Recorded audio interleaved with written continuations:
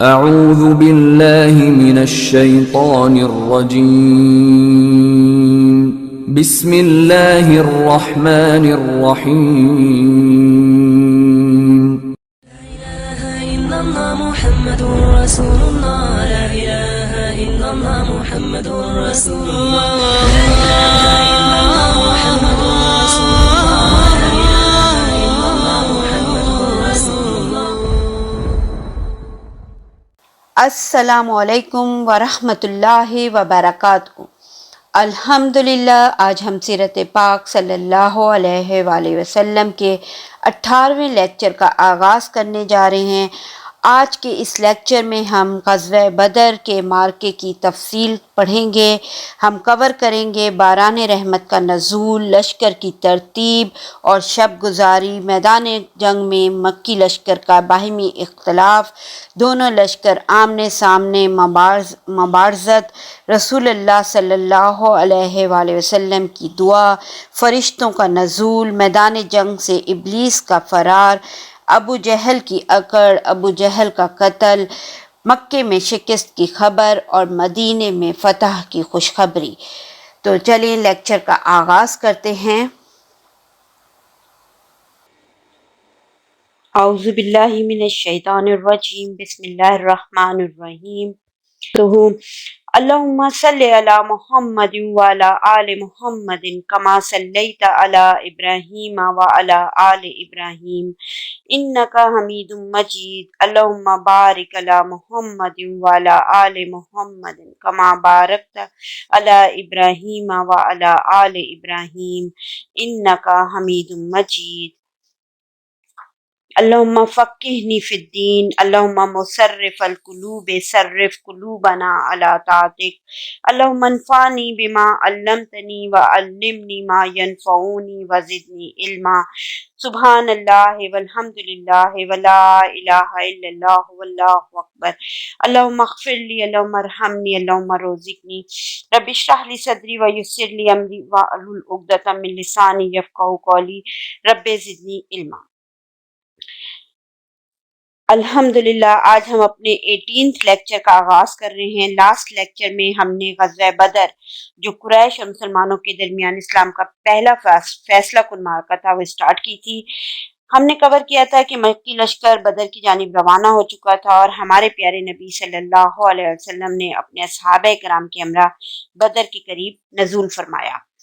تو آج ہم اس کو یہیں سے سٹارٹ کرتے ہیں آگے سے، کہ جب ہمارے پیارے نبی صلی اللہ علیہ وسلم نے اپنے اصحابہ کرام کے ہمراہ بدر کے قریب نزول فرمایا، تو یہاں پہنچ کر ہمارے پیارے نبی صلی اللہ علیہ وسلم نے اپنے رفیق غار یعنی حضرت ابو بکر صدیق رضی اللہ عنہ کو ہمراہ لیا اور خود فراہمی اطلاعات کے لیے نکل پڑے۔ ابھی دور ہی سے مکی لشکر کی کیمپ کا جائزہ لے رہے تھے کہ ایک بوڑھا عرب مل گیا نا۔ ہمارے پیارے نبی صلی اللہ علیہ وسلم نے اس سے قریش اور محمد اور اصحاب محمد صلی اللہ علیہ وسلم کا حال دریافت کیا۔ دونوں لشکروں کے متعلق پوچھنے کا کچھ مقصد تھا۔ وہ مقصد یہ تھا کہ آپ صلی اللہ علیہ وسلم کی شخصیت پہ پردہ پڑا رہے۔ تو اس سے پوچھا جب کہ بھئی تمہارا کیا خیال ہے کہ وہ لوگ کہاں ہیں دونوں لشکر؟ تو اس نے جواب کیا دیا تھا، اس بوڑھے آدمی نے جواب دیا کہ مجھے معلوم ہوا ہے کہ محمد صلی اللہ علیہ وسلم اور ان کے ساتھی فلاں روز نکلے ہیں۔ اگر مجھے بتانے والے نے صحیح بتایا ہے تو آج وہ لوگ فلاں جگہ ہوں گے، اور ٹھیک اس جگہ کی نشاندہی کی جہاں اس وقت مدینے کا لشکر تھا۔ پھر کہنے لگا کہ یہ بھی معلوم ہوا ہے کہ قریش فلاں دن نکلے ہیں۔ اگر خبر دینے والے نے صحیح خبر دی ہے تو آج فلاں جگہ ہوں گے، اور ٹھیک اس جگہ کا نام لیا جہاں اس وقت مکے کا لشکر تھا۔ یعنی اس طریقے سے ہمارے پیارے نبی صلی اللہ علیہ وسلم حضرت ابو بکر صدیق رضی اللہ عنہ کے ساتھ باہر نکلے تھے، اور وہاں پہ انہیں معلوم ہو گیا کہ یہ لشکر پہنچ چکا ہے یہاں پہ نا۔ اچھا، پھر اسی شام جو ہے نا، شام کو یعنی اسی روز شام کے وقت جو ہے نا، آپ صلی اللہ علیہ وسلم نے دشمن کے حالات کا پتہ لگانے کے لیے پھر ایک نئے سرے سے نا جاسوسی دستہ روانہ کیا، یعنی صحابہ کرام پر مشتمل۔ تو اس کارروائی کے لیے نا مہاجرین کے 3 قائد لیے، علی بن ابی طالب، زبیر بن عوام اور سعد بن ابی وقاص۔ اور پھر ان 3 کے قائدین کی ہمراہی میں نا ایک صحابہ کرام کی ایک جماعت روانہ کی نا، کہ وہ پتہ لگا کے آئیں کہ یعنی قریش کے جو دستہ پہنچا ہے، قریش کے لوگ جو یہاں پہنچ چکے ہیں، وہ کیا پوزیشن ہے ان کی نا۔ تو یہ لوگ نا سیدھے بدر کے چشمے پر پہنچے. وہاں نا دو غلام نا مکی لشکر کے لیے پانی بھر رہے تھے. تو انہوں نے نا کیا کیا, انہیں گرفتار کر لیا نا ان دونوں غلاموں کو, اور ہمارے پیارے نبی صلی اللہ علیہ وسلم کی خدمت میں حاضر کرنے کے لیے نا انہیں وہاں لے کر آئے نا. اس وقت نا ہمارے پیارے نبی صلی اللہ علیہ وسلم نا نماز پڑھ رہے تھے. تو صحابہ کرام نے ان دونوں سے حالات دریافت کیے. انہوں نے کہا کہ ہم قریش کے سکے ہیں, یعنی پانی بھرنے والے, تو انہوں نے ہمیں پانی بھرنے کے لیے بھیجا ہے. تو انہیں نا یہ جواب کچھ پسند نہیں آیا, کیونکہ انہیں یہ توقع تھی کہ شاید یہ ابو سفیانی کے آدمی ہوں. کیونکہ آپ تھوڑا سا یاد کریں نا کہ پچھلے لیکچر میں ہم نے بتایا تھا کہ نکلے تو ابو سفیان کے قافلے پہ کو پکڑنے کے لیے نکلے تھے نا یہ سارے, اور آگے قریش سے مقابلہ ہو گیا. تو ان کے ذہن میں تھا کہ شاید یہ ابو سفیانی کے آدمی ہوں اور یہاں پر ہوں. تو انہوں نے نا ان کی نا درست سخت سی پٹائی کر دی نا. تو پھر ان دونوں نے کہا کہ مجبور ہو کے کہہ دیا کہ ہاں ہم ابو سفیان کے آدمی ہیں. اس کے بعد جو ہے نا انہوں نے ہاتھ روک لیا اپنا. ادھر ہمارے پیارے نبی صلی اللہ علیہ وسلم جب نماز سے فارغ ہوئے نا تو پھر ناراض ہو گئے. ہمارے پیارے نبی صلی اللہ علیہ وسلم نے ناراضگی کا اظہار فرمایا.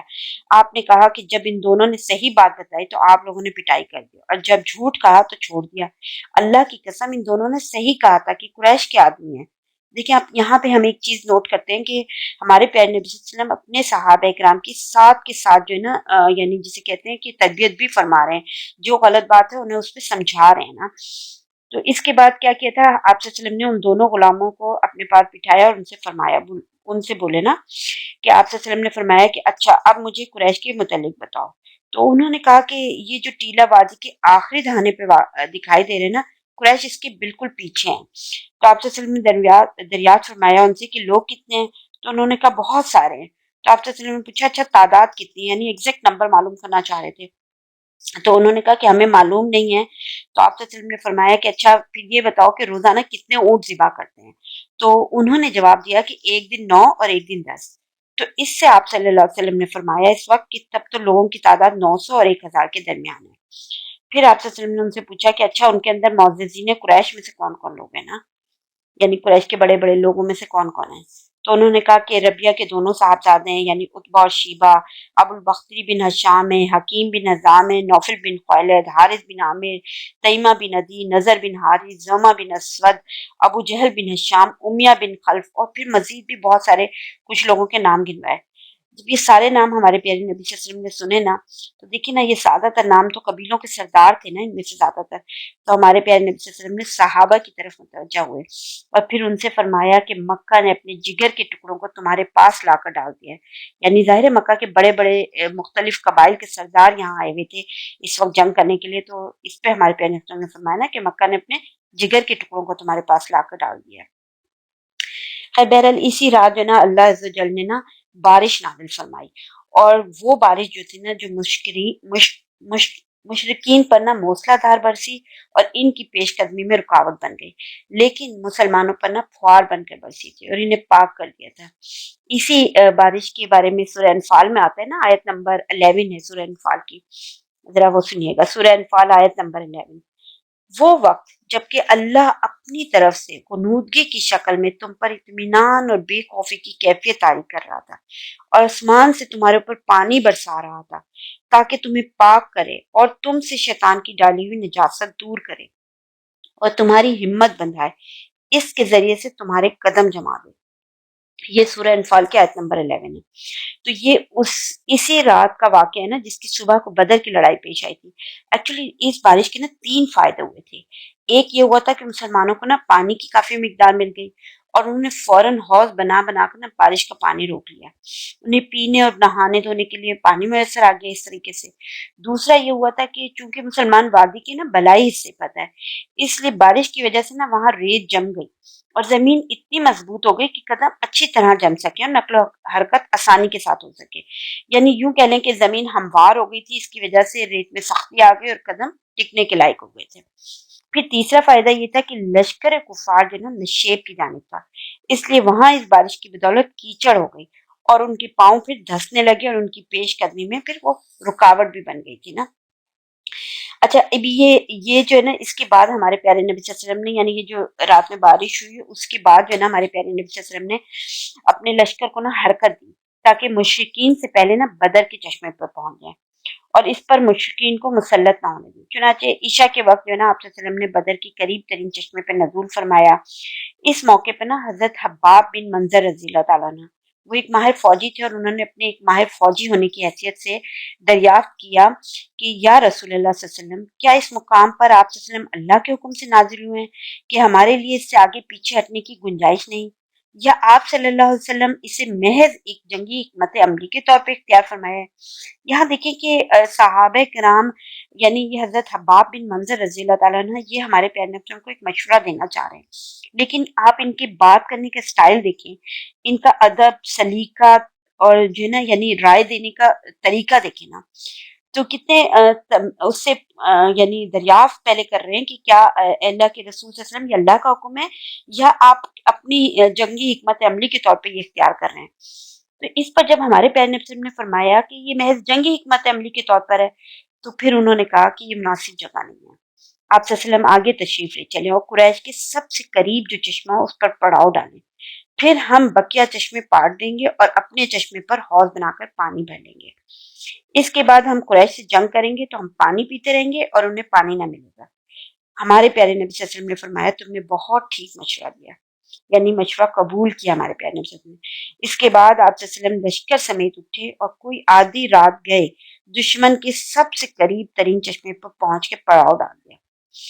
پھر صحابہ کرام رضی اللہ تعالیٰ عنہ نے حوض بنایا اور باقی چشموں کو پھر بند کر دیا۔ اچھا، اب یہ اور آگے دیکھیں کہ جب صحابہ کرام چشمے پہ پڑاؤ ڈال چکے تو حضرت سعد بن معاذ رضی اللہ تعالیٰ عنہ نے ایک تجویز پیش کی۔ انہوں نے کہا کہ کیوں نہ مسلمان آپ صلی اللہ علیہ وسلم کے لیے ایک مرکز قیادت تعمیر کریں تاکہ خدا نہ خواستہ فتح کے بجائے شکست سے دوچار ہونا پڑ جائے یا کسی اور ہنگامی حالت سے سابقہ پیش آ جائے تو اس کے لیے پہلے سے ہی مستعد رہیں۔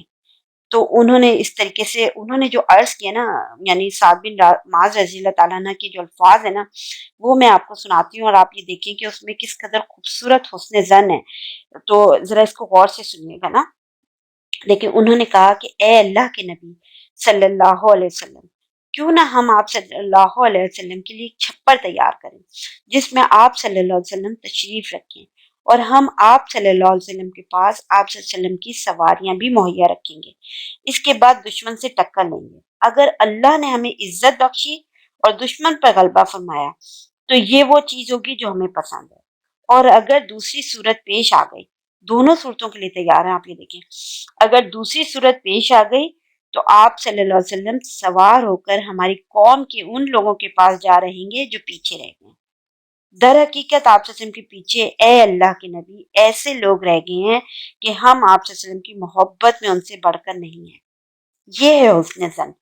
اگر انہیں یہ اندازہ ہوتا کہ آپ صلی اللہ علیہ وسلم جنگ سے دوچار ہوں گے تو وہ ہرگز پیچھے نہ رہتے۔ اللہ ان کے ذریعے آپ صلی اللہ علیہ وسلم کی حفاظت فرمائے گا، وہ آپ صلی اللہ علیہ وسلم کے خیر خواہ ہوں گے اور آپ صلی اللہ علیہ وسلم کی ہمراہ جہاد کریں گے۔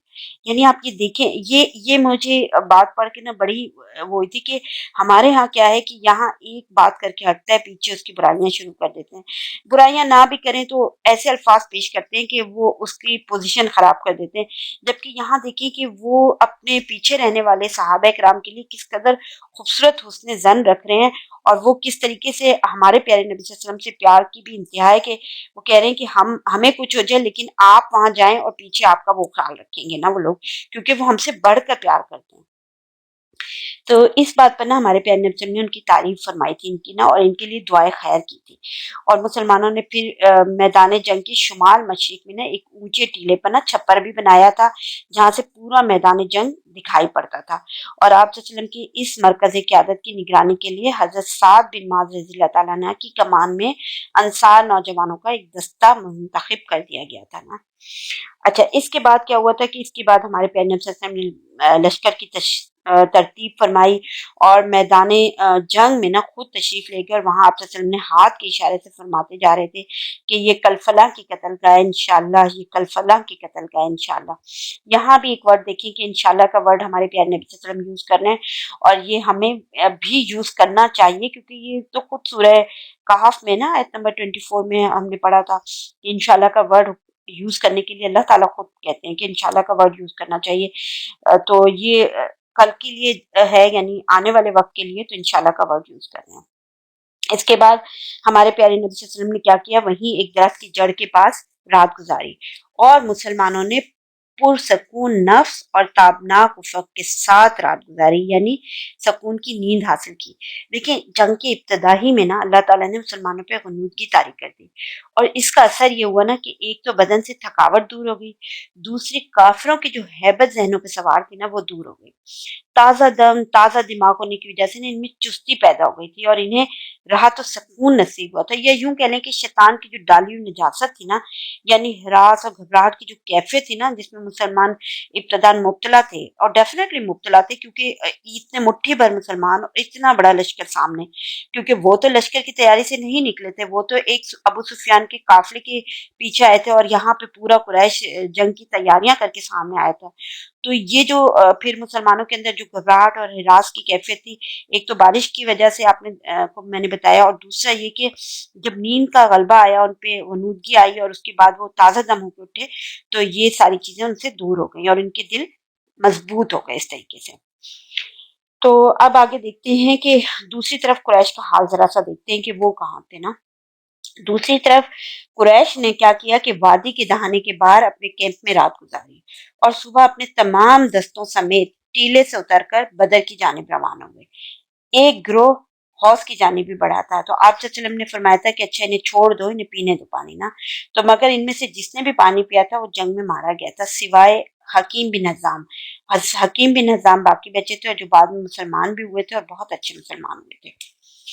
کفار مکہ نے کیا کیا تھا کہ مدنی لشکر کی قوت کا اندازہ لگانے کے لیے نا عمیر بن وہب حجمی کو روانہ کیا۔ ظاہر ہے یہ جنگ کے ارادے سے آئے تھے، تو وہ دیکھنا چاہ رہے تھے کہ مکہ سے آئے ہوئے لوگ، مدینہ کا لشکر کتنا بڑا ہے، یعنی ہمارے پیارے نبی کے ساتھ کتنے صحابہ کرام ہیں۔ تو عمیر بن وہب حجمی کو روانہ کیا۔ عمیر نے کیا کیا، گھوڑے پہ سوار ہو کے لشکر کا چکر لگایا، پھر واپس جا کے بولا کہ کچھ کم یا کچھ زیادہ 300 آدمی ہیں، لیکن پھر خود ہی کہنے لگا کہ اچھا ذرا ٹھہرو، میں دیکھ لوں کہ ان کی کمین گاہ یا کمک تو نہیں ہے۔ یعنی کمین گاہ اور کمک کا مطلب یہ ہے کہ یعنی کوئی ایسی جگہ تو نہیں جہاں چھپ کر شکار کے لیے بیٹھے ہوئے ہوں، یا پھر کوئی فوج ان کے پیچھے مدد کے لیے تیار بیٹھی ہو۔ تو اس کے بعد نا وہ وادی میں گھوڑا دوڑاتا ہوا نا دور تک نکل گیا، لیکن پھر اسے کچھ دکھائی نہیں پڑا۔ چنانچہ اس نے واپس جا کے کہا کہ میں نے تو کچھ پایا تو نہیں ہے، لیکن اے قریش کے لوگوں، میں نے بلائیں دیکھی ہیں جو موت کو لاتے ہوئے ہیں۔ یثرب کے اونٹ اپنے اوپر خالص موت سوار کیے ہوئے ہیں۔ یہ ایسے لوگ ہیں جن کی ساری حفاظت اور ملجا و ماوا خود ان کی تلواریں ہیں، کوئی اور چیز نہیں۔ اللہ کی قسم میں سمجھتا ہوں کہ ان کا کوئی آدمی تمہارے آدمی کو قتل کیے بغیر قتل نہ ہوگا، اور اگر تمہارے خاص خاص افراد کو انہوں نے مار لیا تو اس کے بعد جینے کا مزہ ہی کیا۔ اس لیے ذرا اچھی طرح سوچ سمجھ لو، کیونکہ ظاہر ہے یہ تو یہاں پہ قوم کے بڑے بڑے سردار کے ساتھ ساتھ پورے ہی مکہ کے لوگ کتنے زیادہ تعداد میں آئے ہوئے تھے، اور سارے ہی لوگ آئے ہوئے تھے، تو وہ مطلب اس بات کو سن کے نا یعنی وہ جو مکی لشکر تھا اس میں ایک ہلچل مچی، اور اس موقع پہ نا پھر وہ ابو جہل کے خلاف بھی ہو گئے تھے، اور یوں کہہ لیں کہ ایک جھگڑا اٹھ کھڑا ہوا جس میں پھر مطالبہ کیا گیا کہ جنگ کے بغیر مکہ واپس جائیں۔ اور اس کے لیے نا پھر حکیم بن حزام جو بعد میں مسلمان ہوئے تھے، اس نے نا لوگوں کے درمیان نا دوڑ دھوپ بھی شروع کی تھی، اور وہ پھر سیدھا عتبہ بن ربیعہ کے پاس آیا، اور عتبہ بن ربیعہ خود قوم کے ایک سردار تھے نا، اور بڑے سردار تھے، تو اس بڑے سردار تھا بیسیکلی، تو وہ بولا کہ نا حکیم بن حزام نے اس نے ربیعہ سے کہا کہ ابو ولید، آپ قریش کے بڑے آدمی اور واجب الاطاعت سردار ہیں، پھر آپ کیوں نہ ایک اچھا کام کر دیں جس کے سبب آپ کا ذکر ہمیشہ بھلائی سے ہوتا رہے۔ تو عتبہ نے کہا حکیم وہ کون سا کام ہے؟ اس نے کہا آپ لوگوں کو واپس لے جائیں اور اپنے حلیف عمرو بن حضرمی کا معاملہ جو سریہ نخلہ میں مارا گیا تھا اپنے ذمے لے لیں۔ تو عتبہ نے کہا مجھے منظور ہے۔ دیکھیں یہ عتبہ بن ربیعہ وہی ہے جس کو ہمارے پیارے نبی صلی اللہ علیہ وسلم نے جب عتبہ بن ربیعہ کو اس کے سرخ اونٹ پر دیکھا تھا نا، تو آپ نے فرمایا تھا کہ اگر قوم میں کسی کے پاس خیر ہے تو سرخ اونٹ والے کے پاس ہے، اگر لوگوں نے اس کی بات مان لی تو صحیح راہ پا لیں گے۔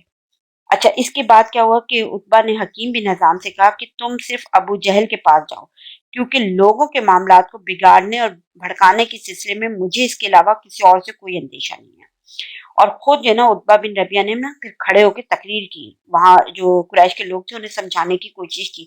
اس نے کیا کہا؟ اس نے کہا کہ قریش کے لوگوں، تم لوگ محمد صلی اللہ علیہ وسلم اور ان کے ساتھیوں سے لڑ کر کوئی کارنامہ انجام نہ دو گے۔ اللہ کی قسم اگر تم نے انہیں مار لیا تو صرف ایسے ہی چہرے دکھائی پڑیں گے جنہیں دیکھنا پسند نہ ہوگا۔ کیوں؟ کیونکہ آدمی نے اپنے چچیرے بھائی کو یا خالہ زاد بھائی کو یا اپنے ہی کنبے قبیلے کے کسی آدمی کو قتل کیا ہوگا، انہیں مارنے آئے تھے نا۔ یعنی مکہ کے لوگ تو مارنے کنہیں آئے تھے؟ مہاجرین کے اوپر آئے تھے نا۔ تو انہوں نے کہا، اس نے کہا کہ اس لیے چلے چلو اور محمد صلی اللہ علیہ وسلم اور سارے عرب سے کنارہ کش رہو۔ اگر عرب نے انہیں مار لیا تو یہ وہی چیز ہوگی جسے تم چاہتے ہو، اور اگر دوسری صورت پیش آئی تو محمد صلی اللہ علیہ وسلم تمہیں اس حالت میں پائیں گے کہ تم نے جو سلوک ان سے کرنا چاہا تھا اسے کیا نہ تھا۔ ٹھیک ہے، ادھر جو ہے نا آپ دیکھیں کہ حکیم بن حزام جو ہے نا ابو جہل کے پاس پہنچا، یعنی ایک طرف تو یہ عتبہ بن ربیعہ لوگوں کو سمجھا رہا ہے، دوسری طرف حکیم بن حزام جو ہے نا ابو جہل کے پاس پہنچا۔ تو ابو جہل نے کیا کیا؟ ابو جہل نے اپنی ذرہ درست کر رہا تھا اس وقت۔ ابو جہل سے جب اس نے آ کے کہا، حکیم بن حزام نے کہا کہ اے ابو الحکم، مجھے عتبہ نے تمہارے پاس یہ اور یہ پیغام دے کر بھیجا ہے، بس یہ سننا تھا۔ تو جو ہے نا ابو جہل تو آپ کو پتہ ہے کہ کیا چیز تھا۔ تو ابو جہل تو ایک متکبر، سرکش، مشتعل مزاج سردار تھا۔ اسے یہ رائے قطعاً پسند نہ آئی نا۔ اس نے کہا، اس کو غصہ بھی آ گیا، اور بلکہ وہ تو کیونکہ جنگ کرنا ہی چاہتا تھا، اور سردار اس وقت تو یعنی لیڈ وہی کر رہا تھا نا ابو جہل۔ تو اس نے کہا کہ عتبہ کا ایک بیٹا مسلمان ہو چکا ہے۔ دراصل جو عتبہ بن ربیعہ تھا نا، اس کا ایک بیٹا جو ابو حذیفہ رضی اللہ تعالیٰ نے، یہ قدیم الاسلام تھے اور ہجرت کر کے مدینہ تشریف لا چکے تھے۔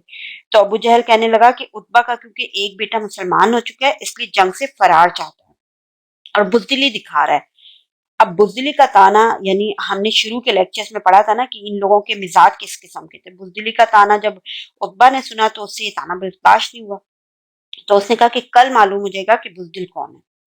اچھا، دوسری طرف ابو جہل نے ایک اور کام بھی کیا۔ ابو جہل نے جھٹ عامر بن حضرمی کو نا، جو سریہ نخلہ کے مقتول عمرو بن حضرمی کا بھائی تھا۔ سریہ نخلہ یاد ہے؟ لاسٹ لیکچر میں نے بتایا تھا، یہ پہلا سریہ تھا جس میں کسی کا قتل ہوا تھا، اور جو تھا نا تو اس کے نا بھائی کو بلا بھیجا، یعنی عمرو بن حضرمی کا جو بھائی تھا نا عامر بن حضرمی، اس کو بلایا ابو جہل نے، اور اس کو بلانے کے بعد اس نے کیا کہا؟ اس نے اسے کہا کہ یہ تمہارا حلیف عتبہ چاہتا ہے کہ لوگوں کو واپس لے جائے، حالانکہ تم اپنا انتقام اپنی آنکھ سے دیکھ چکے ہو، لہٰذا اٹھو اور اپنی مظلومیت اور اپنے بھائی کے قتل کی دہائی دو۔ اس پر عامر اٹھا اور اس طرح حضرمی کے قبیلے کو ابو جہل نے مشتعل کر دیا، یعنی پورے میں ایک آگ بھڑکا دی اس نے نا، اور اس طرح بلاخر ہوش پر جوش غالب آ گیا، اور جس کا نتیجہ یہ ہوا کہ لشکر کفار میں جنگ کی عمومی فضا پیدا ہو گئی، یعنی جو کچھ اس نے کوشش بھی کی تھی وہ سب ختم ہو گیا، اور اس کوشش کے نتیجے کا کوئی فائدہ نہیں ہوا نا۔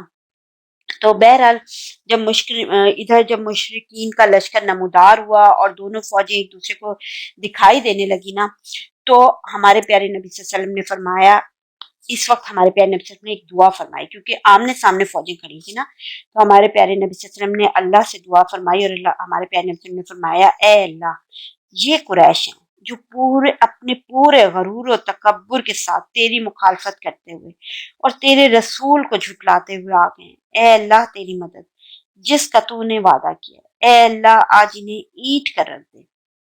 اور آپ کو پتہ ہے دوسری طرف مشرکین کی صورتحال کیا تھی؟ یہ صرف دعا ہمارے پیارے نبی صلی اللہ علیہ وسلم نہیں فرما رہے تھے، بلکہ جب مشرکین کی صورتحال یہ تھی کہ جب مکہ سے وہ روانہ ہوئے تھے نا، اس وقت روانہ ہوتے وقت مشرکین نے کعبے کے پردے کو پکڑ کے دعا مانگی تھی کہ خدایا دونوں گروہوں میں سے جو بہتر ہے اس کو فتح عطا کر۔ اور ابو جہل نے خاص طور پہ کہا تھا نا کہ اے اللہ، ہم میں سے جو فریق قرابت کو زیادہ کاٹنے والا اور غلط حرکتیں زیادہ کرنے والا ہے اسے تو آج توڑ دے، اے اللہ ہم میں سے جو فریق تیرے نزدیک زیادہ محبوب اور زیادہ پسندیدہ ہے آج اس کی مدد فرما۔ تو بہرحال چنانچہ اللہ تعالیٰ نے ان کی منہ مانگی دعائیں حرف بحرف پوری کر دی اور فیصلہ کر کے بتا دیا کہ دونوں میں سے کون اچھا اور برسر حق ہے۔ لیکن یہاں میں ایک بات سوچ رہی تھی کہ جو ہے نا آپ یہ دیکھیں کہ ہمارے ہاں بھی جو ہے نا جب ایک شخص بیچارہ ظلم کا شکار ہوتا ہے اور بے انتہا ظلم کا شکار ہوتا ہے اور تنگ آ جاتا ہے اپنے لوگوں سے اور پھر بات چیت بند کر دے، یا پھر یہ کہ وہ تھوڑا سا پیچھے ہٹ جائے، تو دوسروں سے تانا کیا دیتے ہیں، یعنی ایک تو ظلم کیا ہوا ہوتا ہے، اوپر سے تانا بھی یہی دیتے ہیں کہ تم قرابت کے رشتوں کو کاٹ رہے ہو، اور پھر حدیثیں سناتے ہیں ان کو، اور پھر ان کو یہ تانا دے دے کہ قرابت کے رشتوں کو توڑ رہے ہو، جبکہ وہ اپنے ظلم و ستم کو یاد نہیں کرتے کہ انہوں نے کیا کچھ ظلم و ستم کیے ہیں۔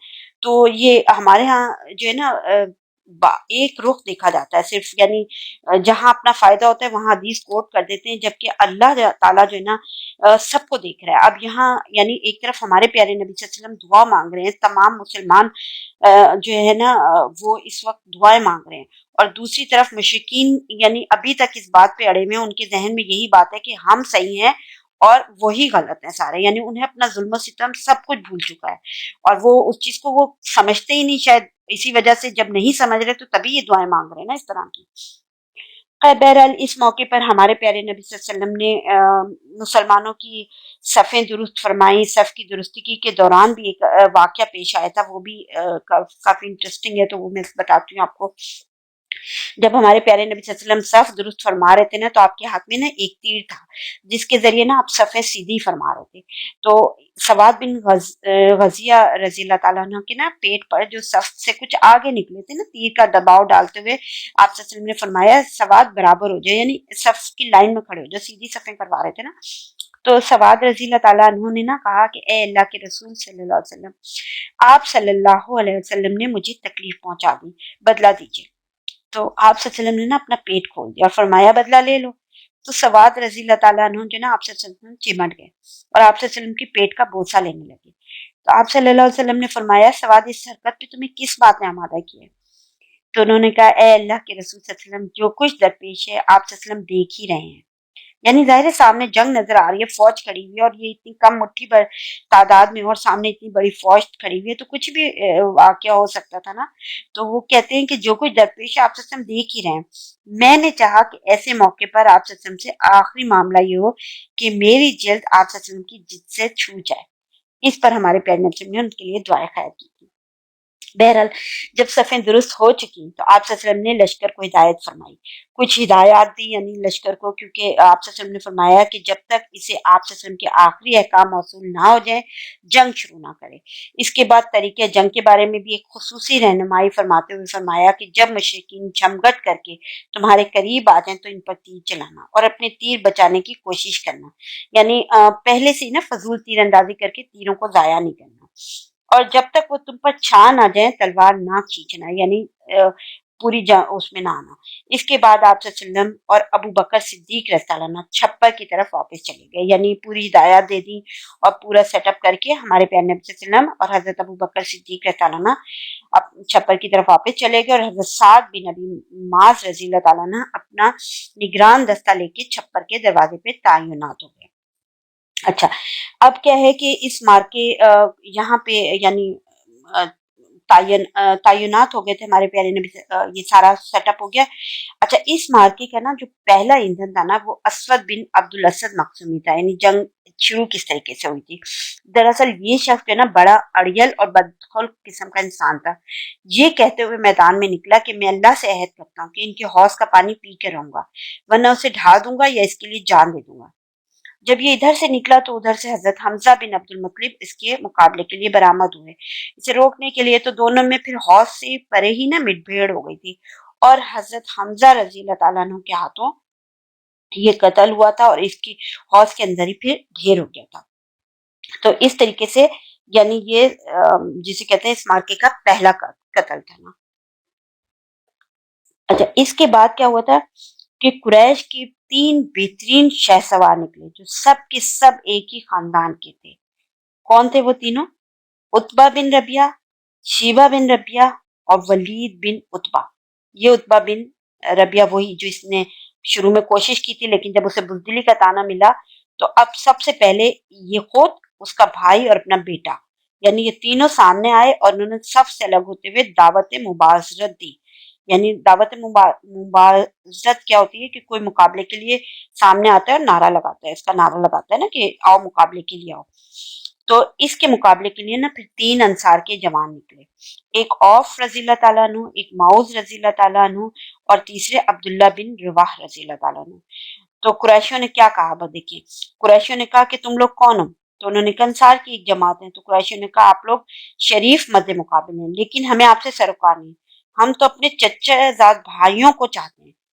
پھر ان کے منادی نے نا آواز لگائی کہ محمد صلی اللہ علیہ وسلم ہمارے پاس قوم کے ہمسروں کو بھیجو۔ اس پر ہمارے پیارے نبی صلی اللہ علیہ وسلم نے عبداللہ بن حارث کو کہا کہ اٹھو، حمزہ رضی اللہ تعالیٰ عنہ اٹھیے، علی اٹھیے۔ تو جب یہ تینوں لوگ اٹھے اور قریشیوں کے قریب پہنچے تو پھر مارکا آرائی ہوئی۔ حضرت عبیدہ رضی اللہ تعالیٰ عنہ نے جو سب سے معمر تھے نا عتبہ بن ربیعہ سے مقابلہ کیا، حضرت حمزہ رضی اللہ تعالیٰ عنہ نے شیبہ سے کیا، اور حضرت علی رضی اللہ تعالیٰ عنہ نے ولید سے کیا۔ حضرت حمزہ رضی اللہ تعالیٰ عنہ اور حضرت علی رضی اللہ عنہ نے تو اپنے اپنے مقابل کو نا جھٹ مار دیا، لیکن حضرت عبیدہ رضی اللہ تعالیٰ عنہ اور ان کے مد مقابل کون تھا؟ ان کے مد مقابل عتبہ بن ربیعہ، ان کے درمیان نا ایک ایک تلوار کا تبادلہ ہوا، اور دونوں میں سے نا ہر ایک نے نا دوسرے کو نا گہرا زخم لگایا۔ لیکن اتنے میں نا حضرت علی رضی اللہ تعالیٰ عنہ، حضرت حمزہ رضی اللہ تعالیٰ عنہ نا اپنے اپنی شکار سے فارغ ہو کر آ گئے، اور آتے ہی نا پھر عتبہ پہ ٹوٹ پڑے، پھر اس کا کام تمام کیا، اور حضرت عبیدہ رضی اللہ تعالیٰ عنہ کو اٹھا لائے، کیونکہ ان کا ایک پاؤں کٹ گیا تھا اور آواز بند ہو گئی تھی، جو مسلسل پھر بند بھی رہی تھی، اور یہاں تک کہ جنگ کے چوتھے یا پانچویں دن جب مسلمان مدینہ واپس ہوتے ہوئے وادی صفرہ سے گزر رہے تھے نا تو ان کا انتقال ہو گیا۔ اچھا، اب اس مبارزت کا انجام تو مشرکین کے لیے بڑا برا آغاز ہوا، کیونکہ ان کے ایک ہی جست میں نا یعنی 3 بہترین شہ سوار کمانڈروں سے ہاتھ دھو بیٹھے اور سردار بھی تھے موجود، تو اس لیے انہوں نے غیظ و غضب سے بے قابو ہو کر نے ایک آدمی کی طرح نا یک بارگی پھر حملہ کر دیا نا۔ اب دوسری طرف مسلمان جو تھے نا وہ اپنے رب سے نصرت اور مدد کی دعا کرنے اور دفاعی موقف اختیار کیے مشرکین کے تابڑ توڑ حملوں کا صرف روک رہے تھے، اور زبان پہ ان کا کیا کلمہ تھا؟ احد احد۔ ہمارے پیارے نبی صلی اللہ علیہ وسلم نے جب یہاں پہ صفیں درست کروائی تھی اور واپس چھپر میں پہنچے تھے تو آپ نے آتے ہی نا اپنے پروردگار سے نصرت و مدد کا وعدہ پورا کرنے کی دعائیں مانگنے میں لگ گئے تھے ہمارے پیارے نبی صلی اللہ علیہ وسلم، اور مسلسل دعائیں کر رہے تھے۔ آپ صلی اللہ علیہ وسلم کی دعائیں جو تھیں وہ بڑی یعنی جسے کہتے ہیں نا کنٹینیوس دعائیں تھیں، اور آپ صلی اللہ علیہ وسلم کی دعا کیا تھی؟ اے اللہ، تو نے مجھ سے جو وعدہ کیا ہے اسے پورا فرما دے۔ اے اللہ، میں تجھ سے تیرے عہد اور تیرے وعدے کا سوال کر رہا ہوں۔ اے اللہ، یہ قریش ہیں جو اپنے پورے غرور و تکبر کے ساتھ تیری مخالفت کرتے ہوئے تیرے رسول کو جھٹلاتے ہوئے آئے ہیں۔ اے اللہ، تیری مدد جس کا تو نے مجھ سے وعدہ کیا، اے اللہ آج انہیں اینٹ کر رکھ دے۔ اے اللہ، اگر آج یہ مسلمانوں کا گروہ ہلاک ہو گیا تو تیری عبادت نہ کی جائے گی۔ اے اللہ، اگر تو چاہے تو آج کے بعد تیری عبادت کبھی نہ کی جائے۔ ہمارے پیارے نبی صلی اللہ علیہ وسلم مسلسل رو رو کر گڑ گڑا کر شدت سے دعائیں مانگ رہے تھے، اس قدر شدت اور انہماک سے دعائیں مانگ رہے تھے کہ آپ صلی اللہ علیہ وسلم کے دونوں کندھوں سے چادر گر گئی۔ حضرت ابو بکر صدیق رضی اللہ عنہ نے جو ہے نا چادر درست کی اور عرض پرداز ہوئے، اے اللہ کے رسول بس فرمائیے۔ آپ صلی اللہ علیہ وسلم نے اپنے رب سے بڑے الہ کے ساتھ دعا فرما لیا۔ ادھر اللہ نے پھر اپنے نبی کے پاس وحی بھیجی۔ سورہ انفال کی آیت نمبر 9 ہے نا کہ جب تم اپنے پروردگار سے فریاد کر رہے تھے تو اس نے فرمایا میں تمہاری مدد کے لیے پے دے پر 1000 فرشتے بھیج رہا ہوں۔ پھر فرشتوں کو وحی کی تھی۔ سورہ انفال کی آیت نمبر 12 میں نا جب آپ کا پروردگار فرشتوں کو اشارہ کر رہا تھا کہ میں تمہارے ساتھ ہوں، تم اہل ایمان کو ثابت قدم رکھو، میں ابھی ان کافروں کے دلوں میں رعب ڈالے دیتا ہوں، پس تم ان کی گردنوں پر ضرب لگاؤ، جوڑ جوڑ پر چوٹ لگاؤ۔ اس کے بعد ہمارے پیارے نبی صلی اللہ علیہ وسلم کو ایک جھپکی آئی تھی اور آپ صلی اللہ علیہ وسلم نے پھر سر اٹھایا اور فرمایا، ابن سعد کی روایت میں نا کہ آپ صلی اللہ علیہ وسلم نے فرمایا ابو بکر خوش ہو جاؤ، تمہارے پاس اللہ کی مدد آ گئی، یہ جبرائیل ہیں، اپنے گھوڑے کی لگام تھامے اس کے آگے چلتے ہوئے آ رہے ہیں اور گرد و غبار میں اٹے ہوئے ہیں۔ اس کے بعد ہمارے پیارے نبی صلی اللہ علیہ وسلم چھپر سے باہر تشریف لائے۔ آپ صلی اللہ علیہ وسلم نے ذرا پہن رکھی تھی اور آپ صلی اللہ علیہ وسلم پرجوش طور پر آگے بڑھ رہے تھے، سورہ قمر کی آیت تلاوت فرماتے جا رہے تھے۔ سورہ قمر کی آیت جو ہے نا جو سَيُهْزَمُ الْجَمْعُ وَيُوَلُّونَ الدُّبُرَ، یعنی عنقریب یہ جتھا شکست کھا جائے گا اور پیٹ پھیر کر بھاگے گا۔ یہ سورہ قمر کی آیات جو ہے نا بہت پہلے نازل ہوئی تھی، اور یہ سرحی پیشن گوئی ہے نا جو جیسے تقریباً 5 سال پہلے کر دی گئی تھی کہ قریش کی جمعیت جس کی طاقت کا انہیں بڑا زوم تھا ان قریب مسلمانوں سے شکست کھا جائے گی۔ اس وقت کوئی شخص دیکھیں یہ تصور نہیں کر سکتا تھا کہ مستقبل قریب میں یہ انقلاب کیسے ہوگا، اور جس وقت یہ آیت نازل ہوئی تھی نا اس وقت مسلمانوں کا حال یعنی اس قدر بے بسی کا حال تھا کہ ان میں سے ایک گروہ ملک چھوڑ کر حرف میں پناہ گزین ہو چکا تھا، اور باقی ماندہ اہل ایمان شیب ابی طالب میں محصور تھے، اور جنہیں قریش کے مقاطع اور محاصرے نے بھوکوں مار دیا تھا۔ اس حالت میں کون یہ سمجھ سکتا تھا کہ 7 ہی برس کے اندر نقشہ بدلنے والا ہے، اور اس کے بعد پھر یعنی اس کے بعد جو ہے نا یعنی آپ صلی اللہ علیہ وسلم یہ تلاوت فرماتے جا رہے تھے، اور اس کے بعد آپ صلی اللہ علیہ وسلم نے مٹھی بھر کنکری میں مٹی اور ریت ہاتھ میں لے کے نا شاہت الوجوہ کہتے ہوئے نا کفار کی طرف پھینکی تھی۔ شاہت الوجوہ کا مطلب ہوتا ہے چہرے بگڑ جائیں، اور اس کے ساتھ ہی آپ صلی اللہ علیہ وسلم نے پھر اشارے سے مسلمانوں کو یک بارگی کفار پر حملہ آور ہونے کا اشارہ دیا نا۔ تو آپ صلی اللہ علیہ وسلم نے مسلمانوں کو مشرکین پہ حملے کا حکم اور جنگ کی ترغیب دیتے ہوئے فرمایا شدو یعنی چڑھ دوڑو۔ چنانچہ مسلمان جن کا جوش و جہاد ابھی شباب پر تھا چڑھ دوڑے، اور انہوں نے نہایت سختن صفایہ کن حملہ کیا۔ وہ صفیں کی صفیں درہم بھرم کرتے اور گردنیں کاٹتے آگے بڑھے۔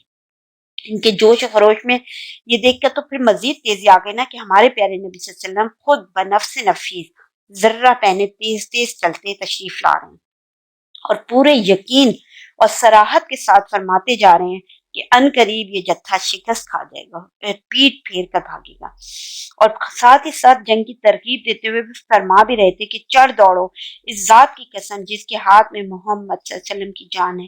ان مشرکین سے جو آدمی بھی ڈٹ کر ثواب سمجھ کر آگے بڑھ کر پیچھے نہ ہٹ کر لڑے گا اور مارا جائے گا، اللہ اسے ضرور جنت میں داخل کرے گا۔ اس لیے مسلمانوں نے نہایت پرجوش لڑائی لڑی، اور فرشتوں نے بھی ان کی مدد فرمائی۔ ابن سعد رضی اللہ تعالیٰ عنہ کی روایت میں حضرت اکرمہ رضی اللہ تعالیٰ عنہ سے مروی ہے کہ اس دن آدمی کا سر کٹ کے گرتا اور یہ پتہ نہ چلتا کہ اسے کس نے مارا، آدمی کا ہاتھ کٹ کے گرتا اور یہ پتہ نہ چلتا کہ اسے کس نے کاٹا ہے۔ تو یعنی یہ آپ یہ دیکھیں کہ اس طریقے سے نا اس میں ایک اور چیز میں آپ کو بتاتی ہوں۔ دیکھیں ابلیس جو تھا نا جس کے بارے میں ہم نے پڑھا تھا نا، ابلیس لعین سراقہ بن مالک بن جشم کی شکل میں مطلب آیا تھا نا، اور مشرکین سے اب تک جدا نہیں ہوا تھا، لیکن جب اس نے مشرکین کے خلاف فرشتوں کی کاروائیاں دیکھی نا تو الٹے پاؤں پلٹ کے بھاگنے لگا۔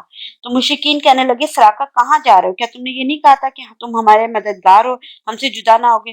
تو اس نے کہا میں وہ چیز دیکھ رہا ہوں جسے تم نہیں دیکھتے، مجھے اللہ سے ڈر لگتا ہے، اللہ بہت بڑی سخت سزا دینے والا ہے۔ اس کے بعد پھر وہ بھاگ کر نا سمندر میں جا رہا تھا۔ تو یہ جو تھا نا تھوڑی دیر کے بعد اس کے جو ہے نا مشرکین کے لشکر میں ناکامی اضطراب کے آثار نمودار ہو گئے، اور ان کی صفیں نا مسلمانوں کے سخت اور تابڑ توڑ حملوں سے درہم برہم ہونے لگی، اور مارکا اس طریقے سے اپنے انجام کے قریب جا پہنچا۔ پھر مشرکین کے جتھے بے ترتیبی کے ساتھ پیچھے ہٹے، ان میں بھگدڑ مچ گئی، کچھ بھاگ کے مکہ کی طرف روانہ ہوئے۔ مسلمانوں نے پھر کچھ کو مارتے کاٹتے پکڑتے باندھتے ان کا پیچھا کیا، یہاں تک کہ ان کو بھرپور شکست ہو گئی۔ اس میں نا ابو جہل کے قتل کا قصہ ضرور آپ کو سناؤں گی۔ دیکھیں ابو جہل کا قتل کیسے ہوا تھا۔ آپ یہاں دیکھیں کہ حضرت عبد الرحمن بن عوف رضی اللہ تعالیٰ عنہ کا اس میں بیان ہے، ایک سیکنڈ سے اتنا۔ حضرت عبد الرحمن بن عوف رضی اللہ تعالیٰ عنہ کا بیان ہے کہ میں جنگ بدر کے روز صف کے اندر تھا کہ اچانک مڑا تو کیا دیکھتا ہوں کہ دائیں بائیں 2 نوعمر انصاری جوان ہیں۔ گویا ان کی موجودگی سے میں حیران ہو گیا کہ اتنے میں ایک نے مجھ سے کہا چچا جان مجھے ابو جہل کو دکھلا دیجئے۔ میں نے کہا بھتیجے تم اسے کیا کرو گے؟ ظاہر ینگ پرسن سے۔ تو اس نے کہا مجھے بتایا گیا ہے کہ وہ رسول اللہ صلی اللہ علیہ وسلم کو نعوذ باللہ گالی دیتا ہے۔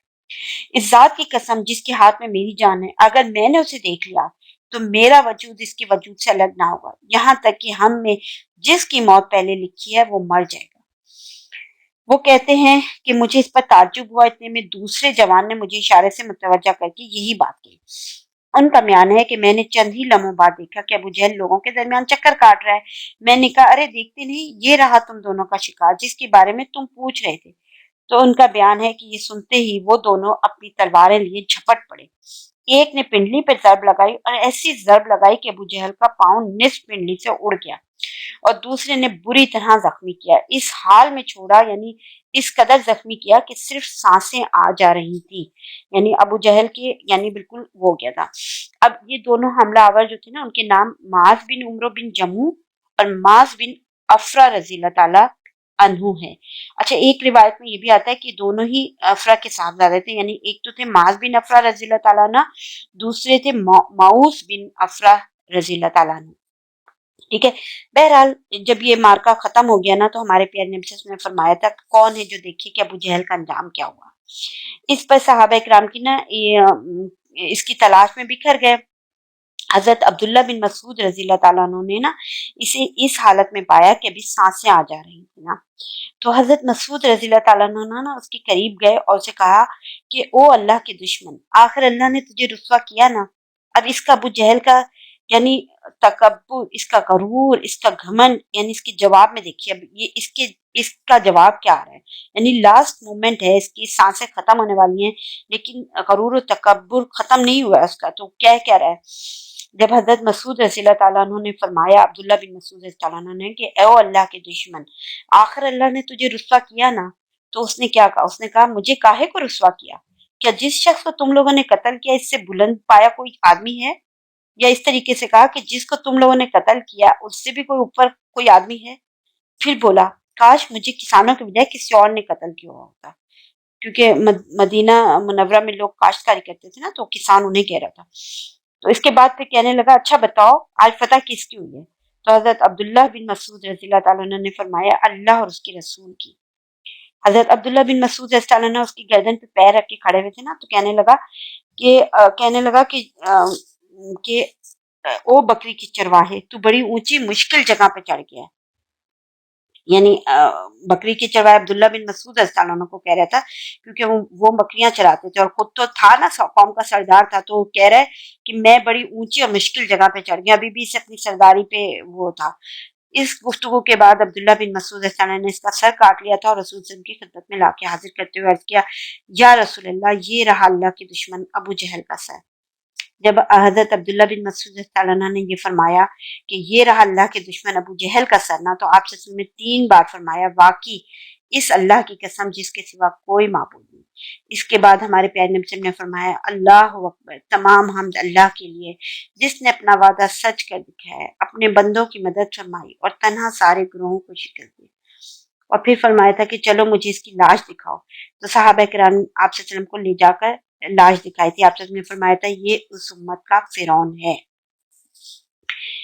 دیکھیں یہ تو تھا جنگ کے خاتمے کا، اور میں نے ابو جہل کے قتل کا بھی بتایا کہ کیسے ہوا تھا۔ اب میں تھوڑا سا اس میں ایک بات بتاتی ہوں کہ دیکھیں یہ مارکا جو ہے نا کفر و ایمان کا مارکا تھا نا، تو حقیقت یہ ہے کہ اس مارکے میں نا قدم قدم پہ ایسے مناظر پیش آئے تھے جن میں عقیدے کی قوت اور اصول کی پختگی نمایاں اور جلوہ گر تھی، کیونکہ اس میں آدمی نے اپنے چچا سے، باپ نے اپنے بیٹے سے، بھائی نے اپنے بھائی سے اور قرابت دار نے اپنے قریب ترین لوگوں سے جنگ کی۔ حضرت عمر رضی اللہ تعالیٰ عنہ نے اپنے ماموں عاص بن ہشام کو قتل کیا تھا۔ حضرت ابو بکر صدیق رضی اللہ تعالیٰ عنہ نے اپنے بیٹے عبد الرحمن کا مقابلہ کیا تھا، اور مسلمانوں نے ہمارے پیارے نبی صلی اللہ علیہ وسلم کے چچا حضرت عباس رضی اللہ عنہ کو قید کیا۔ یوں قرابت کے تعلقات کٹ گئے تھے۔ اللہ نے کلمہ ایمان کو کلمہ کفر پر بلندی عطا کی، حق کو باطل سے جدا کر دیا، اسی لیے اس دن کا نام یوم الفرقان پڑ گیا تھا۔ فرقان حق اور باطل میں فرق کرنے والا ہوتا ہے نا، قرآن پاک کو بھی فرقان کہتے ہیں۔ اس مارکے میں نا 14 مسلمان شہید ہوئے تھے، 6 مہاجرین تھے اور 8 انصار تھے، اور انہیں میدان بدر ہی میں سپرد خاک کر دیا گیا تھا۔ ان کی قبریں اب بھی معروف ہیں، اور مشرکین کے 70 آدمی مارے گئے تھے اور 70 ہی قید ہوئے تھے۔ لیکن اس میں ہمارے پیارے نبی صلی اللہ علیہ وسلم نے اس مارکے کے بارے میں فرمایا تھا نا کہ مجھے معلوم ہے کہ کچھ لوگ زبردستی میدان جنگ میں لائے گئے ہیں، جیسے عباس بن عبد المطلب ہمارے پیارے نبی کے چچا تھے، اور کہا جاتا ہے کہ مسلمان ہو چکے تھے لیکن اپنا اسلام پوشیدہ رکھا ہوا تھا۔ پھر اسی طریقے سے ابو البختری بن ہشام پھر بنو ہاشم کا پورا قبیلہ، کیونکہ آپ کو یاد ہے بنو زہرہ جب واپس پلٹ گئے تھے اپنے 300 لوگوں کے ساتھ، تو بنو ہاشم نے بھی چاہا تھا کہ واپس چلا جائے، لیکن ابو جہل تھا جس نے زبردستی کی تھی اور جانے نہیں دیا تھا۔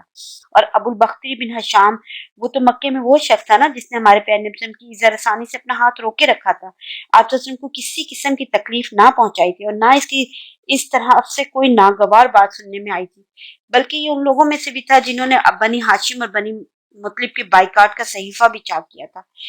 لیکن قوم کی جو ہے نا لوگ انہیں زبردستی یہاں لے کے آئے تھے اور ان کے ساتھ مقابلے میں کروایا تھا۔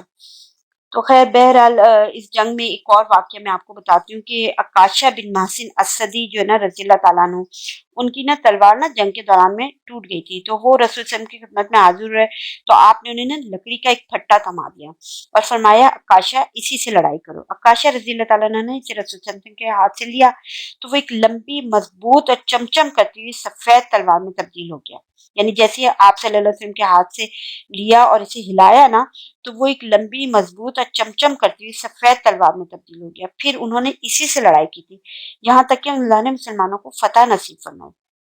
اس تلوار کا نام اون ہے، یعنی مدد رکھا گیا۔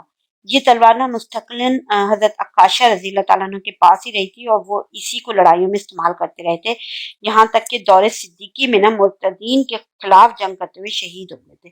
دور صدیقی یعنی حضرت ابو بکر صدیق کے کے دور میں، اس وقت بھی یہ تلوار ان کے پاس ہی تھی جب وہ شہید ہوئے تھے۔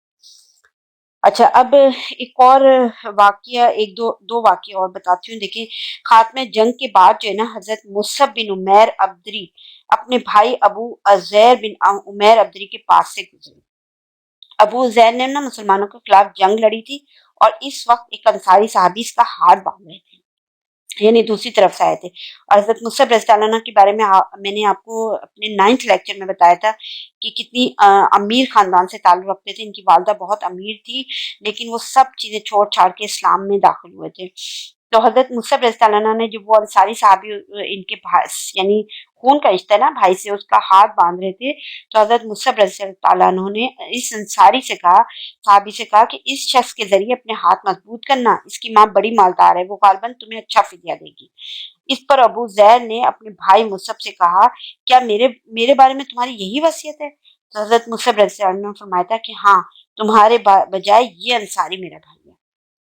اسی طریقے سے ایک اور واقعہ ہے، جب مشرکین کی لاشوں کو نا کنویں میں ڈالنے کا حکم دیا گیا نا، تو عتبہ بن ربیعہ کو کنویں کی طرف گھسیٹ کے لے جایا جانے لگا، تو رسول اللہ صلی اللہ علیہ وسلم نے اس کی صاحبزادے یعنی حضرت ابو حذیفہ رضی اللہ تعالیٰ عنہ جو پہلی آ چکے تھے نا مدینہ، جن کے بارے میں نے ابھی بتایا، تو ان کے چہرے پہ نا ہمارے پیارے نبی صلی اللہ علیہ وسلم کی نظر پڑی نا، تو آپ نے جب ان کے چہرے کو دیکھا تو غمزدہ تھے نا، تھوڑا چہرہ بدلا ہوا تھا نا، تو آپ صلی اللہ علیہ وسلم نے فرمایا، ابو حذیفہ غالباً اپنے والد کے سلسلے میں تمہارے دل کے اندر کچھ احساسات ہیں نا؟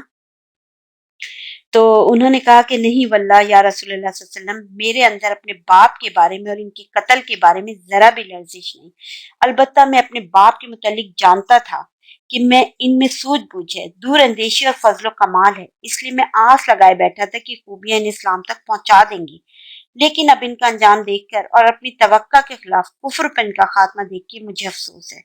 اس پر رسول اللہ صلی اللہ علیہ وسلم نے حضرت حذیفہ رضی اللہ تعالیٰ عنہ کے حق میں دعائے خیر فرمائی تھی اور ان سے پھر بھلی بات فرمائی۔ تو بہرحال یہ مارکا دیکھیں مشرکین کی شکست فاش اور مسلمانوں کی فتح مبین پر ختم ہوا۔ مشرکین کو بھاری نقصانات اٹھانا پڑا، اس کے 70 آدمی مارے گئے، 70 قید کیے گئے، جو عموماً قائد، سردار اور بڑے بڑے سربرآوردہ حضرات تھے۔ خاتمہ جنگ کے بعد ہمارے پیارے نبی صلی اللہ علیہ وسلم نے مقتولین کے پاس کھڑے ہو کے فرمایا تھا نا کہ تم لوگ اپنے نبی کے لیے کتنا برا کنبہ اور قبیلہ تھے، تم نے مجھے جھٹلایا جبکہ اوروں نے میری تصدیق کی۔ جب اپنے دکھ دیتے ہیں نا بڑی تکلیف ہوتی ہے۔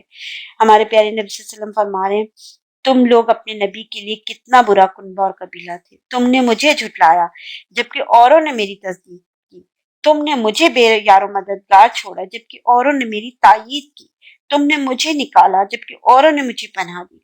اس کے بعد آپ صلی اللہ علیہ وسلم نے حکم دیا کہ انہیں گھسیٹ کے بدر کے کنویں میں ڈال دیا جائے۔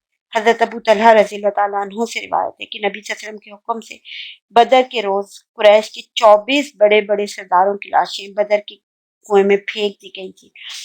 रसूल अल्लाह सल्लल्लाहु अलैहि वसल्लम ने 3 रोज बदर में क़याम फरमाया था। इसके बाद जब वापसी के लिए तैयार हुए थे तो इसी कुएं के मुंडेर पर आकर खड़े हो गए थे और इन सरदारों का नाम ले लेके पुकारा था, ए फलां के बेटे फलां, ए फलां के बेटे फलां, क्या तुम्हें ये बात अच्छी लगती है कि तुमने अल्लाह और उसके रसूल की इताअत की होती, क्योंकि हमसे हमारे रब ने जो वादा किया था उसे हमने बरहक पाया।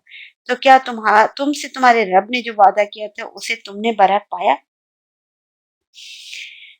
तो बहरहाल यहाँ पे ये यानी ख़त्म हुई। अब ये है कि मुशरिकीन जब यहाँ से जंग के खात्मे पे मुशरिकीन मैदान बदर में जब गैर मुनज़्ज़म शक्ल में भागते हुए तितर बितर होकर घबराहट के आलम में उन्होंने मक्का का रुख किया ना, तो शर्म व नदामत के सबब उनकी समझ में नहीं आ रहा था किस तरह मक्का में दाखिल होना।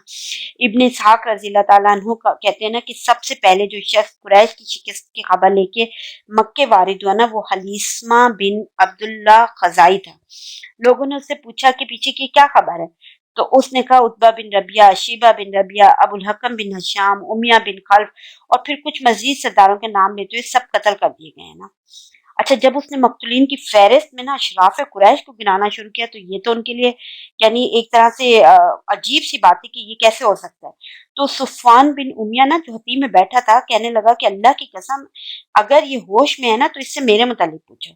तो लोगों ने पूछा कि सुफ़वान बिन उमिया का क्या हुआ, तो उसने कहा वो देखो वो तो हतीम में बैठा हुआ है, वल्लाह इसके बाप और इसके भाई को कत्ल हुए मैंने खुद देखा है।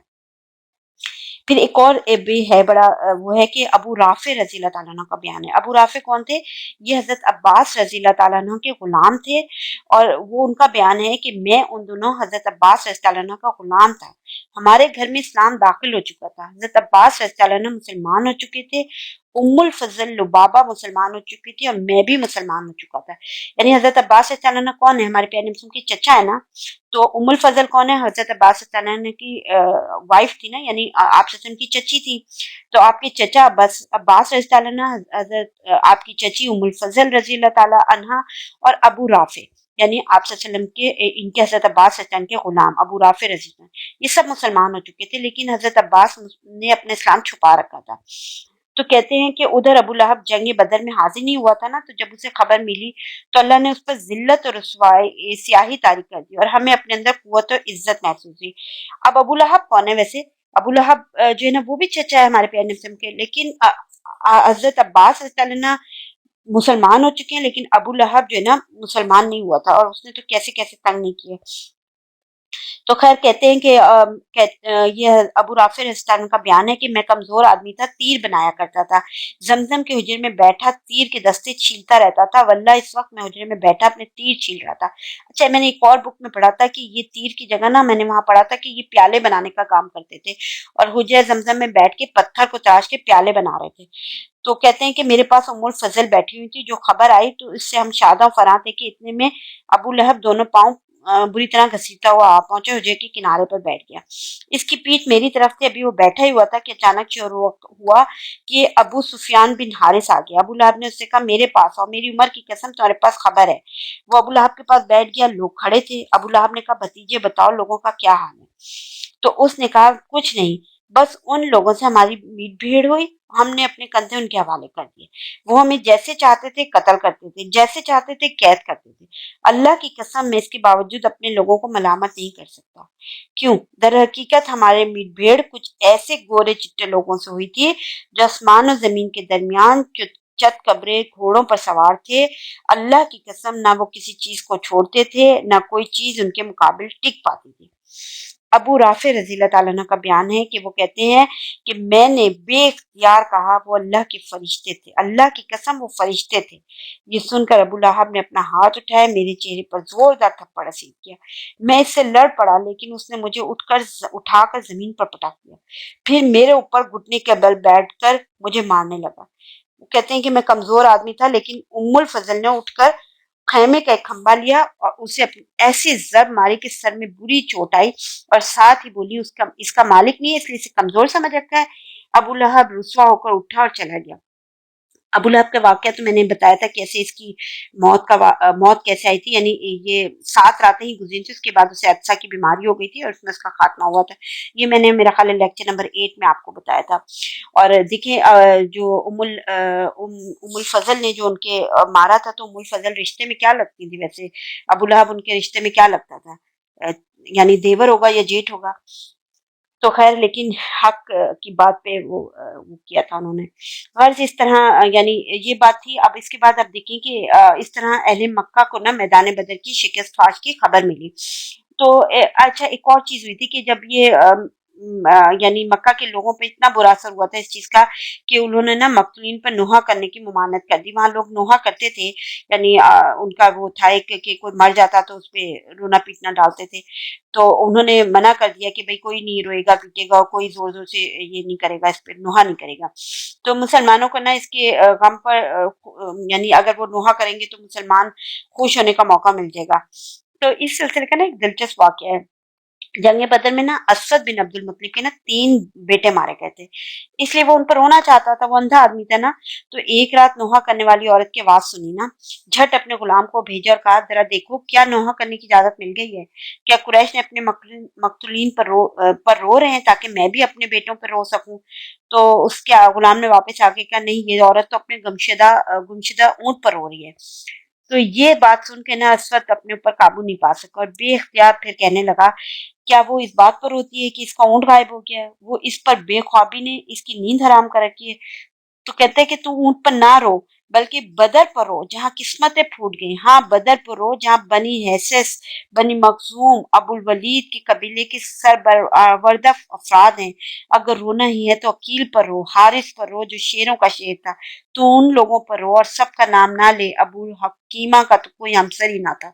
دیکھو اس کے بعد ایسے لوگ سردار ہو گئے کہ اگر بدر کا دن نہ ہوتا تو وہ سردار نہ ہو سکتے تھے۔ تو یہ بہرحال مکے کا عالم تھا، یعنی جب بدر کے بعد مکے کی فضا کا عالم میں نے بتایا۔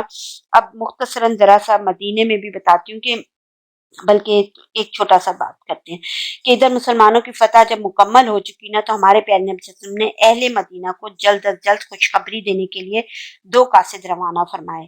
ایک حضرت عبداللہ بن رواح، انہیں بالائی مدینہ کے باشندوں کے پاس بھیجا، اور دوسرے حضرت زید بن حارثہ رضی اللہ تعالیٰ عنہ، جنہیں زیری مدینہ کے باشندوں کے پاس بھیجا گیا۔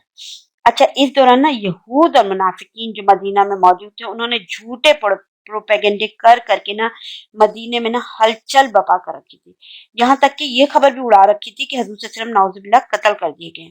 چنانچہ جب ایک منافق نے نا حضرت زید بن حارثہ رضی اللہ عنہ کو نبی صلی اللہ علیہ وسلم کی اونٹنی قصوہ پر سوار آتے دیکھا نا، تو بول پڑا کہ واقعی محمد صلی اللہ علیہ وسلم قتل کر دیے گئے ہیں، دیکھو یہ تو انہی کی اونٹنی ہے، ہم اسے پہچانتے ہیں، یہ زید بن حارثہ ہے، شکست کھا کے بھاگا ہے۔ بہرحال جب یہ دونوں قاصد وہاں پہنچے، مسلمانوں نے انہیں گھیر لیا اور ان سے تفصیلات سننے لگے، حتیٰ کہ جب انہیں یقین آ گیا کہ مسلمان فتح یاب ہوئے ہیں، تو اس کے بعد تو ہر طرف مسرت و شادمانی کی لہر دوڑ گئی اور مدینے کے در و بام تحلیل و تکبیر کے نعروں سے گونج اٹھے، اور جو مسلمان مدینے میں رہ گئے تھے وہ رسول اللہ صلی اللہ علیہ وسلم کو اس فتح مبین کی مبارکباد دینے کے لیے بدر کے راستے پر نکل پڑے۔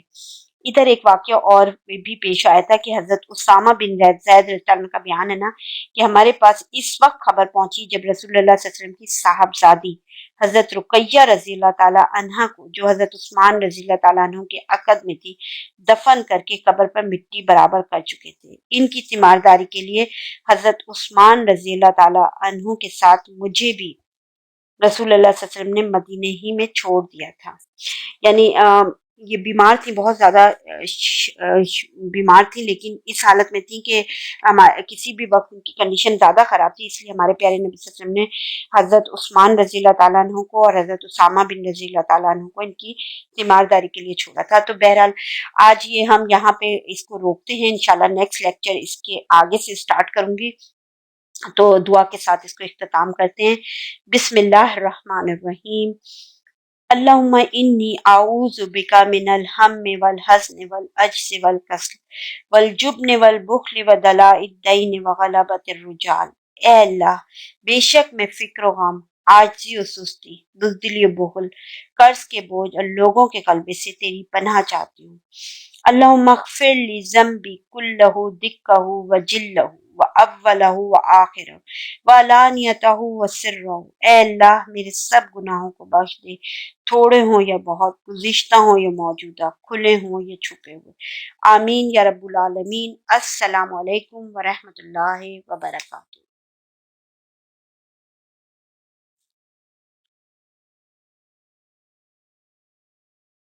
زہ مقدر حضور حق سے سلام آیا، پیام آیا، جھکاؤ نظریں بچھاؤ پلکیں، ادب کا اعلیٰ مقام آیا، زہ مقدر حضور حق سے سلام آیا، پیام آیا، جھکاؤ نظریں بچھاؤ پلکیں، ادب کا اعلیٰ مقام آیا،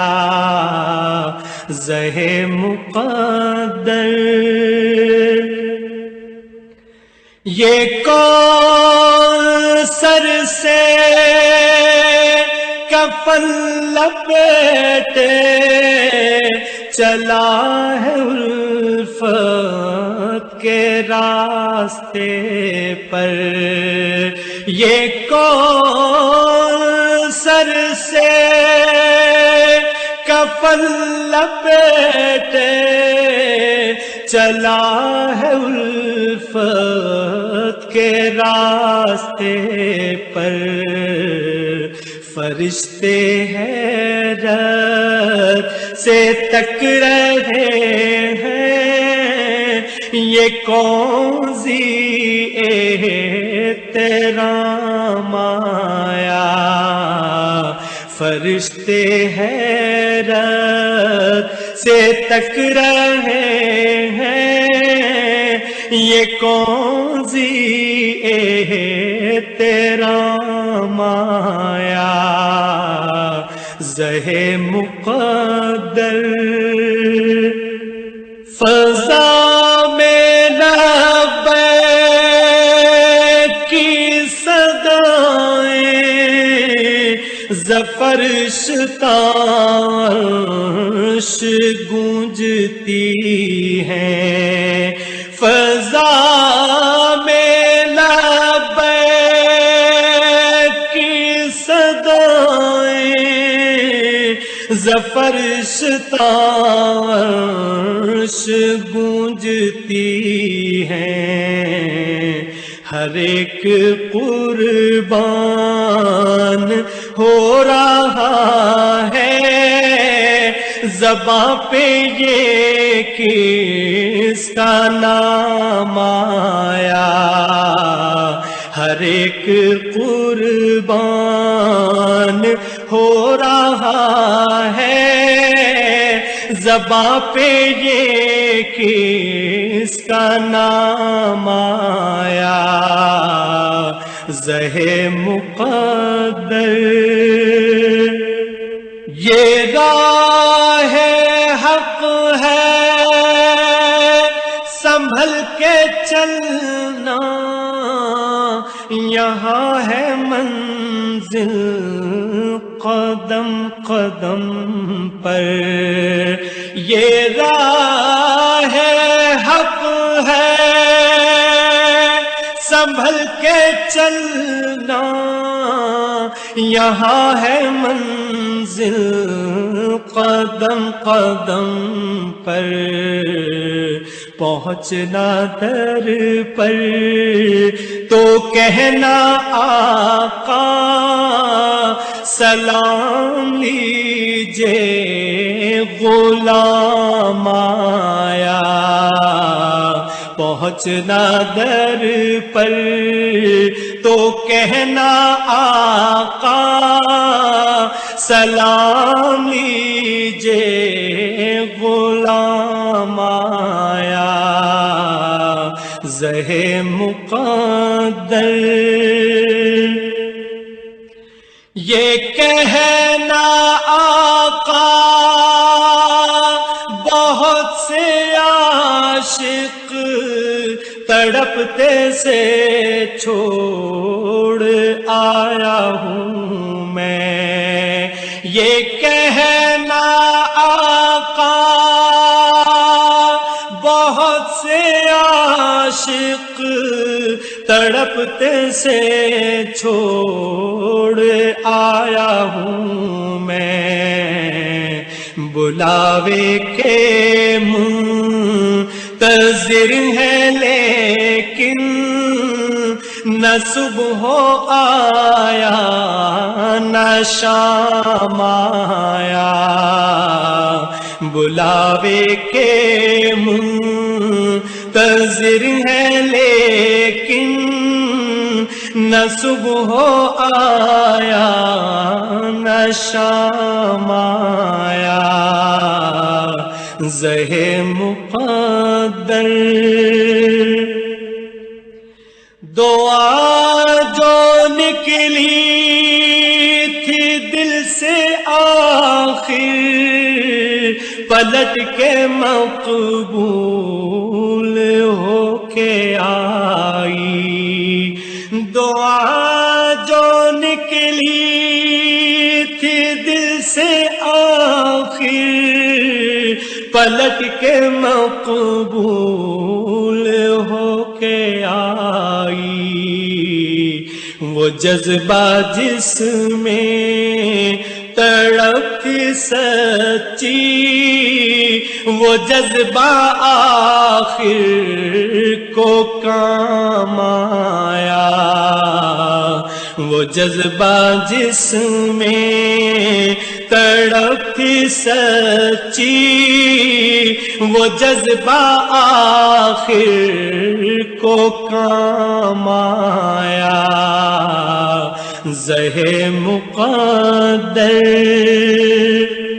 خدا تیرا حافظ و نگہباں اور راہ بطحا کے جانے والے، خدا تیرا حافظ و نگہباں اور راہ بطحا کے جانے والے، نوید صد بے ساتھ بن کر پیام دارالسلام آیا، نوید صد بے ساتھ بن کر پیام دارالسلام آیا زہ مقدر، حضور حق سے سلام آیا پیام آیا، جھکاؤ نظریں بچھاؤ پلکیں ادب کا اعلیٰ مقام آیا زہ مقدر۔